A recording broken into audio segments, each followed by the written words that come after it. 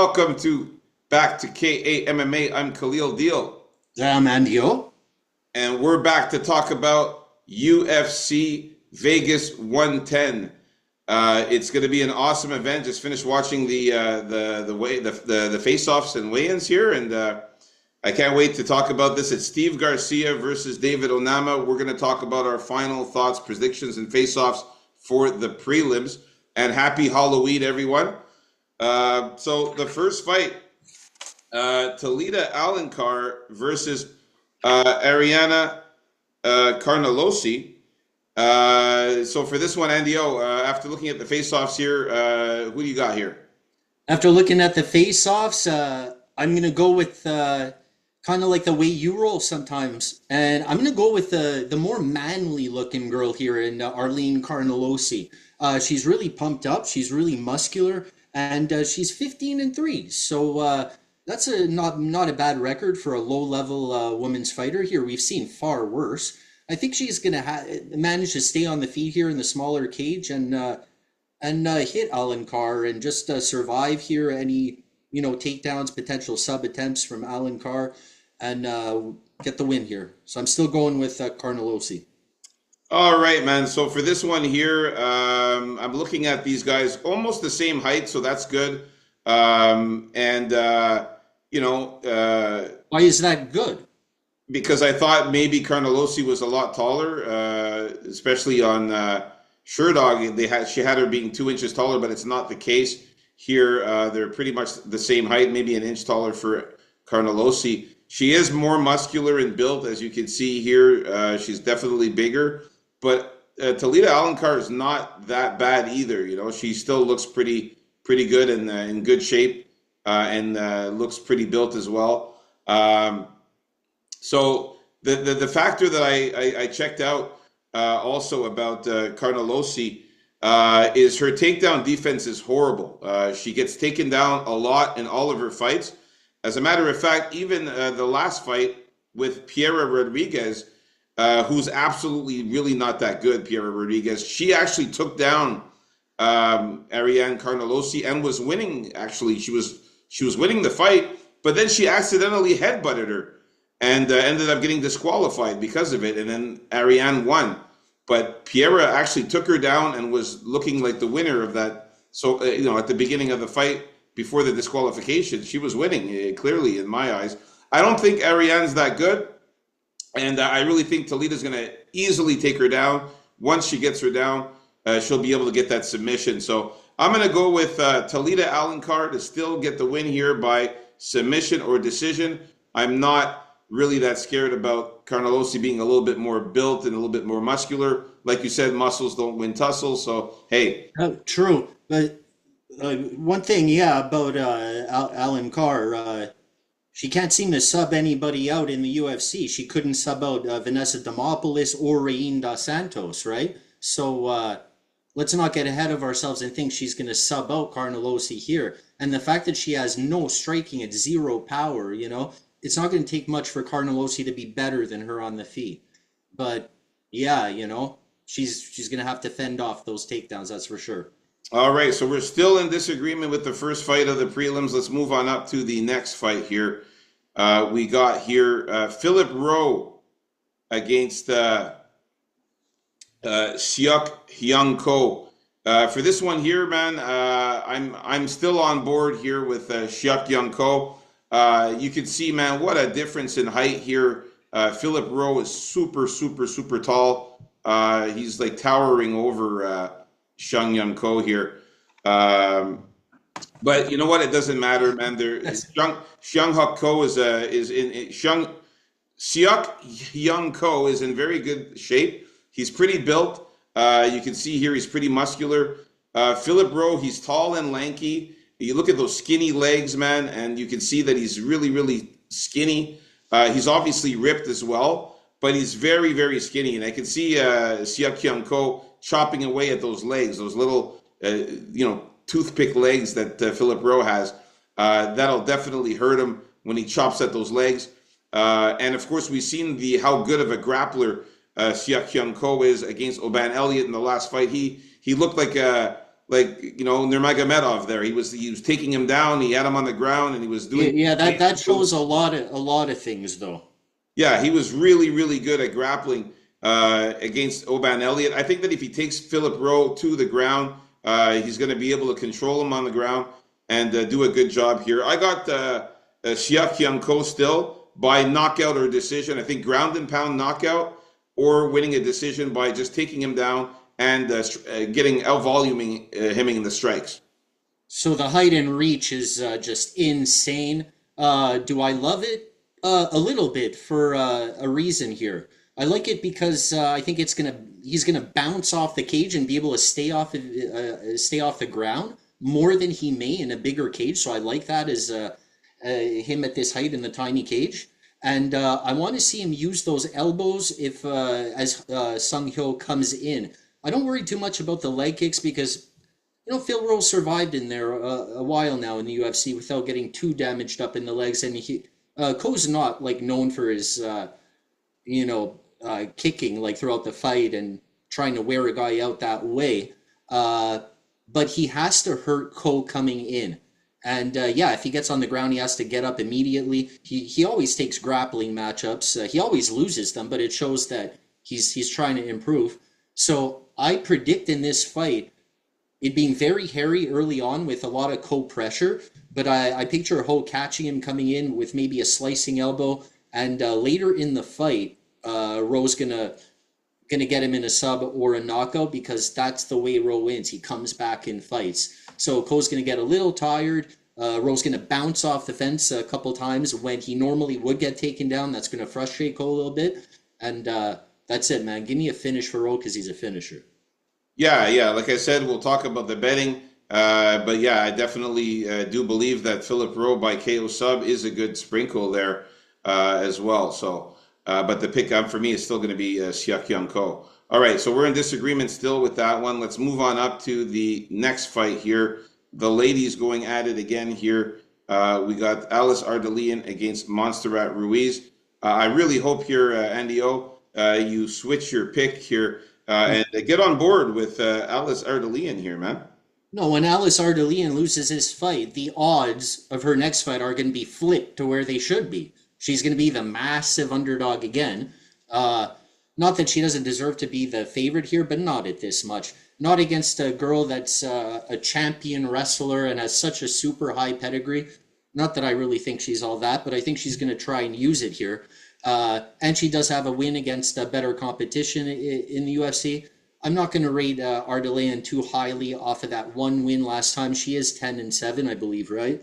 And I'm going to just take the dog here, obviously with a little confidence. But we see a trend here where we see lately we've been seeing a lot of these low-level women's fights where the big underdog comes out on top, just like we saw Ardalian do the last time she fought. So give me a Ruiz here by decision. Yeah, I got to be in disagreement with you, unfortunately, here. I'm still going with Alice Ardalian. You can see here she's much taller than Montserrat Ruiz. And she's actually wearing sandals, and Ruiz is wearing shoes. So it goes to show that she's even way more taller once they are barefoot in the cage. Very, very good shape for both of them. Ardalian looks a little bit more muscular, a little bit more ripped there.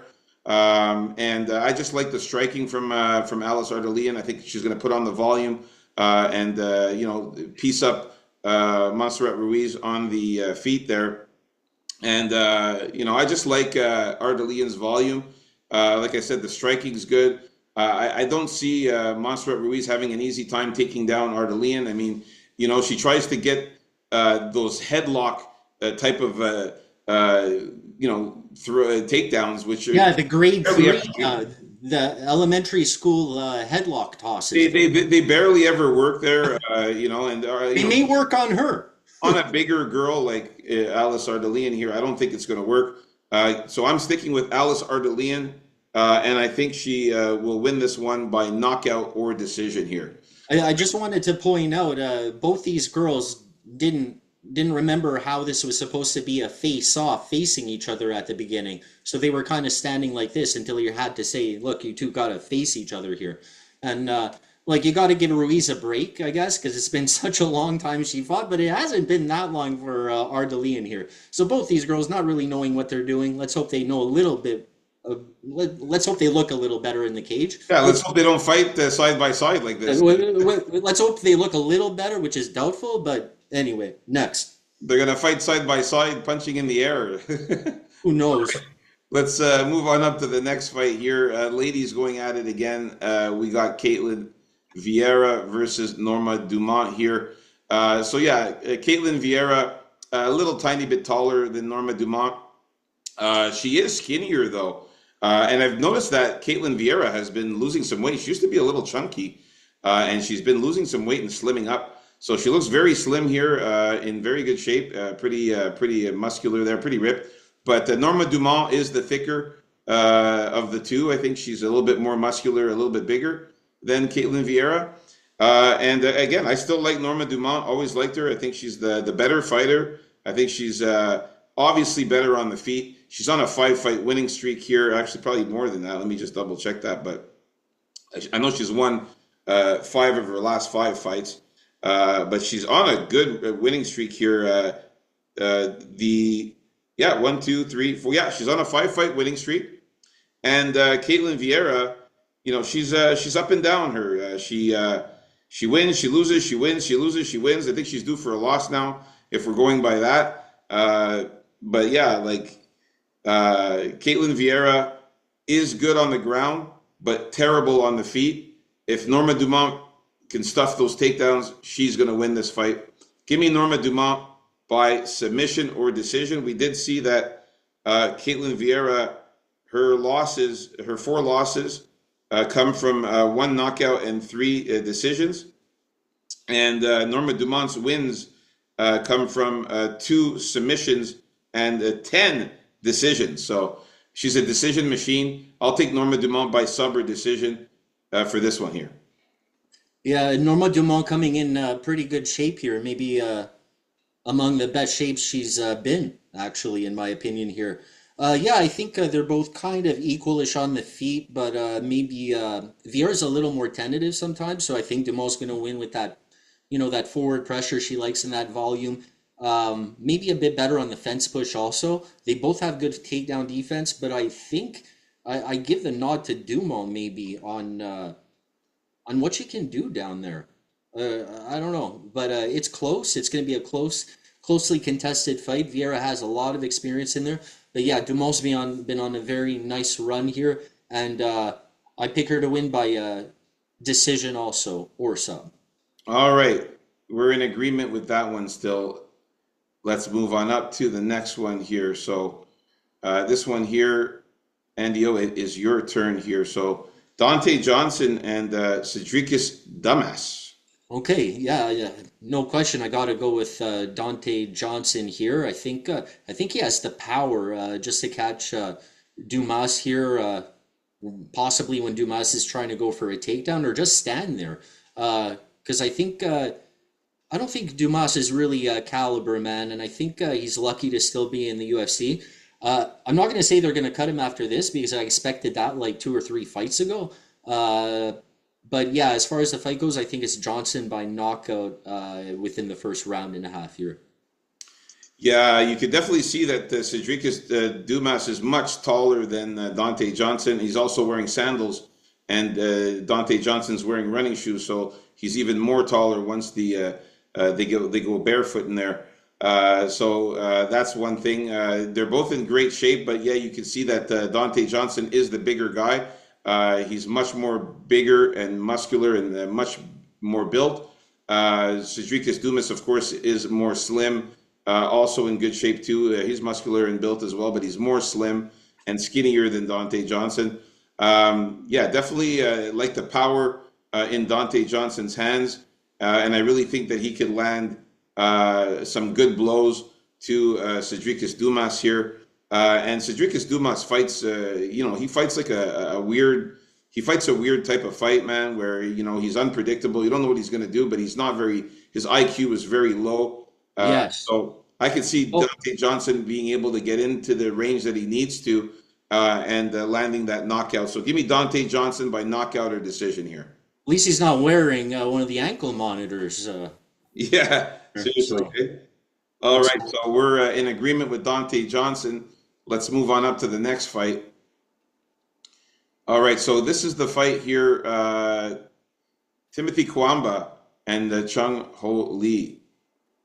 All right, so for this one here, Chang Ho Lee, man, I forgot that the guy's actually a very good grappler, and he's going to be better at grappling than Timothy Kwamba. Looking at these guys, I like the way Chung Ho Lee looks ripped and built and muscular here. He looks super solid. He actually looks a little bit bigger than Kwamba. Kwamba looks kind of on the skinny side there. Obviously, Kwamba is taller than Chang Ho Lee, but he is a bit on the skinny side there, man. I'm going to switch my pick it sounded for like it. Chang Ho Lee here. What? It sounded like it for sure. Yeah, I'm going to You switch had my pick, Kwamba man. before. Yeah. I'm liking Chang Ho Lee a little bit more, man. Did a little bit of research there, and I think that the takedowns are going to be on Chang Ho Lee's side. I think he's going to be able to take down Kwamba. Kwamba's not that good at grappling on the ground, so he kind of struggles when he's on the ground. And Chang Ho Lee hits hard too, so I switched my pick, man. I'm going with Chang Ho Lee to get the win by knockout or decision, ground to pound knockout or decision win here. He looks just bigger and more powerful than Kwamba here. Yeah, to me they look the same because when I was putting together the slides here, I couldn't tell them apart, and I had to really look here, really look closely here. But yeah, Chung Ho Lee is gonna just be the guy with more activity that's gonna beat the more technical guy that's gonna want to fight at a slower pace in there. That's what I think. So yeah, you're gonna see takedown attempts, but you're also gonna see elbows in there. You're gonna see a lot of activity there. So that's why I had Holy from the beginning here. The odds have evened out, by the way, so this is a dead even fight. But I'm gonna stick with Holy. Good job, the deal on switching your pick on this one. Listen, it is going to be a close fight. I like the heart and the grit of Kwamba. I just think that he might be outclassed a little bit on the ground with the grappling here with Chang Ho Lee. So that's why I'm switching off my pick to him. All right, so we have made it to the main event of the prelims. Folks, if you haven't already, please hit the like button and subscribe if you're new. So we're at the main event of the prelims here.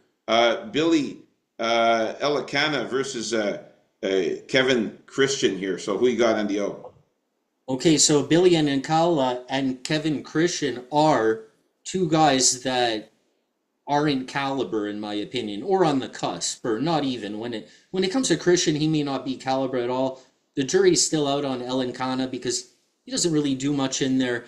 I remember when he fought Bogdan Guskov, and Guskov was trying to get a sub working for him, and he just couldn't get one in on Elikana. I know it sounds like I'm shitting on Guskov here, and I am, but he finally found that sub, and he subbed out Elikana. But Elikana fighting off that sub, which Guskov had such a hard time with, just showed that Elikana knew even less. Ridiculous, man. But Kevin Christian, on the Contender Series, this guy won because his opponent gassed out. That's it. Really, I'm going to pick Ellen Khan in this ugly fight based on his UFC experience, and he has a couple wins even, right? So give me Ellen Khan here by decision or knockout. Yeah, so the 6'7" Kevin Christian and Billy Elikana here at the 6'3". It kind of looks like it's not that big of a height difference here for Christian. You can see that he's taller, but I thought it was going to be like, a huge difference. It's not that bad. It's not crazy. Yeah, it's not like a crazy height advantage here. Yeah, Billy Elikana looks super good shape, man. He looks ripped. He looks built. He looks a little bit thicker than Kevin Christian. Christian also was in good shape, of course, there. But yeah, you got to go with the person who's got the UFC, the more experience in the UFC. And, he's fought, obviously, the better competition against Bogdan Guskov, like you mentioned, and Ibo Aslan. And like I said, in the early predictions, I was talking about how Kevin Christian has really fought nobody, man. And he's not really UFC caliber. He's super slow in there. He throws a couple of punches and waits. He doesn't really do much in the cage, and he waits for his opponents to He'll make the moves first. he'll throw up a couple subs. The subs were I've also, seen him throw up a couple subs. That's how he subbed his opponent when he got. yeah, that's off his back. That's how he got off his back there. But again, he's not really like some super submission specialist or anything like that. Give me Billy Elikana to win this one by knockout or decision here. All right, so there you have it, folks. Our final thoughts, predictions, and face-offs for the prelims. Stay tuned for the main card coming up next.